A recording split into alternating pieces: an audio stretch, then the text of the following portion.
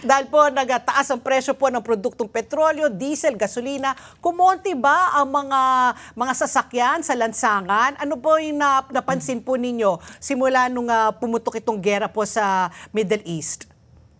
Well, ma'am, initially, yung nagkaroon talaga tayo ng surge in fuel prices, talaga po nakita namin significantly mga 20 to 30% bawas po na sasakyan Wow. sa ating kakalsadahan. Oo. So it's a big reduction, marami sa ating mga motorista dati, they opted na mag-commute na lang. And ganun din po ang nakita namin, yung significant surge ng commutership sa more particularly sa MRT, sa busway natin because of the fuel surge, but then again, bumababa na po yung natin, yung fuel natin. Then slowly nakikita rin po natin nagpi-pick up na.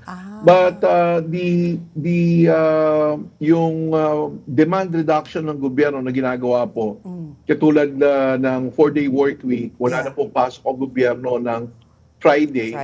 Nagkakaroon na rin po ng shifting, parang yung Thursday is the new Friday. And So yun ang Friday, weekend. Oo. Friday has become a weekend, So, ma'am, yung traffic situations natin, yung dynamics natin na usually traffic ng Friday, iba na rin po because of the demand reduction na ginagawa po ng gobyerno natin. So wait, just to clarify. So ibig sabihin yung Thursday ngayon, mas mataas ang traffic. Pag Friday, naging weekend, so mas konti na po ang sasakyan pag Friday, base sa inyong obserbasyon? Yes, ma'am. Mas mabilis na po yung natin, yung travel time and travel speed natin ng Friday. And there was we are still doing the volume count, but we have observed visually now we have reduced the volume during On Friday. Fridays?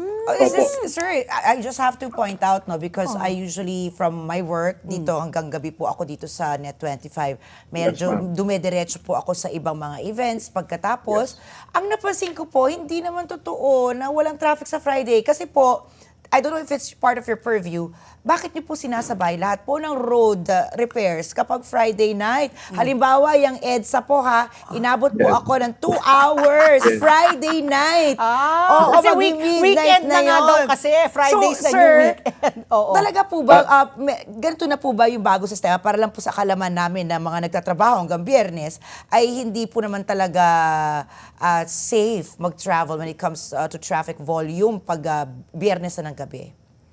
Ma'am Riga, actually ganito po, talaga po nagkakaroon kami ng scheduled road reblockings ng Friday evening. So, Friday, usually it starts at 10, then it will end up before 10 p.m. po. Then it will end up mga 5 a.m. ng Monday. So, ito po, part din po, as you have seen, if you have noticed, we are still continuing with the EDSA rehab. May target date po yan in July or even before July, matapos na po yan. And yun po yung trust ng ating DPWH at ng MMDA na tapusin na po yung EDSA rehab based on the plan that we have set and the target date that we have set. So isa po yan sa binibigyan natin ng pansin.